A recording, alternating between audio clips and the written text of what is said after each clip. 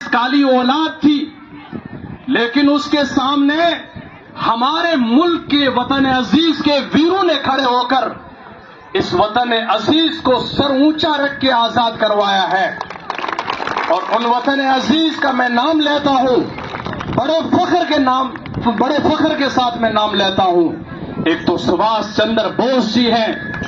آج میں بھارت میں رہ کر یہ بات دل کی گہرائی سے کہتا ہوں کہ میں اس سرزمین پر سر اونچا رکھ کے جی رہا ہوں تو سبھاش چندر بوس کے احسان تلے جی رہا ہوں، ٹیپو سلطان کے احسان تلے جی رہا ہوں، بھگت سنگھ کے احسان تلے جی رہا ہوں، مولانا محمد علی ظہر کے احسان تلے جی رہا ہوں، ویر عبد الحمید کے احسان تلے جی رہا ہوں، جس نے پڑوسی دیش کے پاکستان کے نوٹ ٹینڈ اڑا دیے تھے۔ آج میں جی رہا ہوں تو بریگیڈیئر محمد عثمان کے احسان تلے جی رہا ہوں اور مہاویر ارجن سنگھ کے احسان تلے جی رہا ہوں۔ ہمیشہ یاد رکھو، اتہاس کو پڑھو، ہمارے ویروں کو کس طریقے سے سزائیں کاٹنی پڑی ہیں۔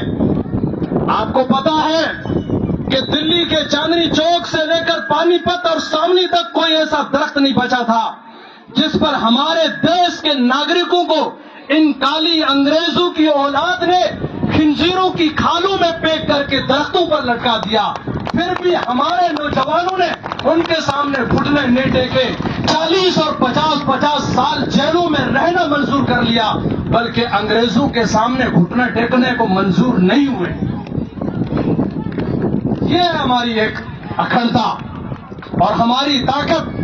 جا کے پڑھو، اتہاس پڑھو، 200 سال ٹائم لگا تھا۔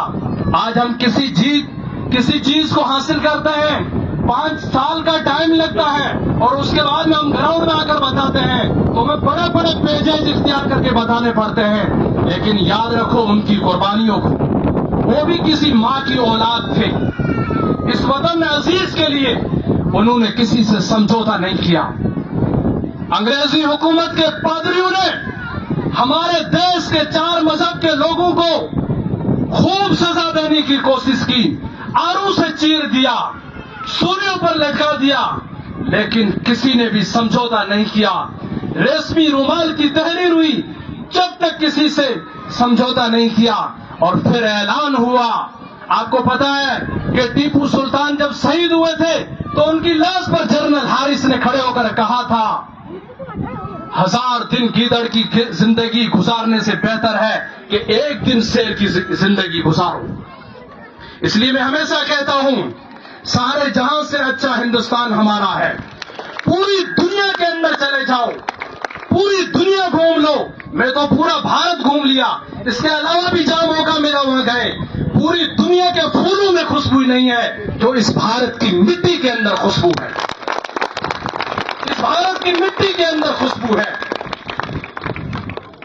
آج ہر طرف سے سازشیں کی جا رہی ہے کہ بھارت کو کمزور کیا جائے، لیکن بھارت اتنا آسان نہیں ہے کہ بھارت کو ہر کوئی کمزور کر دے۔ اور مجھے بڑی خوشی ہوتی ہے، اور آج میں آپ سے یہ آگرہ کر رہا ہوں کہ آئندہ آپ 26 جنوری مناؤ یا 15 اگست مناؤ تو یہ گراؤنڈ بھرا ہوا نظر ہونا چاہیے۔ گاؤں کا ہر ناگرک آئے اور یہاں بچوں کا حوصلہ بلند کرے۔ ہر ایک کے ذمے ہے، ہر بچے کے ماں باپ کو یہاں آنا چاہیے، کسی سے کوئی بھید بھاؤ نہیں ہونا چاہیے، اور آ کر یہاں پر بچوں کے پروگرام کو دیکھو اور ان کو انعام دے کے ان کا حوصلہ بڑھاؤ۔ جب آپ حوصلہ بڑھاؤ گے، چاہے سماجک طور پر بڑھاؤ، چاہے کسی بھی کاریہ کرم کے حساب سے بڑھاؤ، جب بچے کا یہاں سے حوصلہ بڑھنا شروع ہوگا تو آگے کی منزل اس کے لیے آسان ہو جائے گی۔ دنیا کی کوئی طاقت اس کو نہیں روک سکتی ہے۔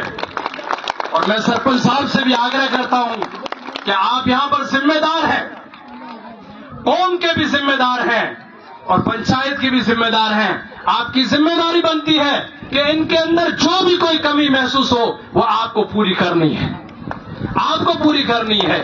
اس لیے میں آپ سے کہتا ہوں، ہر گل خندہ رہے، یہ کلی آباد رہے، ہم رہے یا نہ رہے، ہمارا یہ گلستہ آباد رہے۔ شکریہ، السلام۔ بہت بہت دھنیہ واد خان صاحب، آپ کے ملک دیش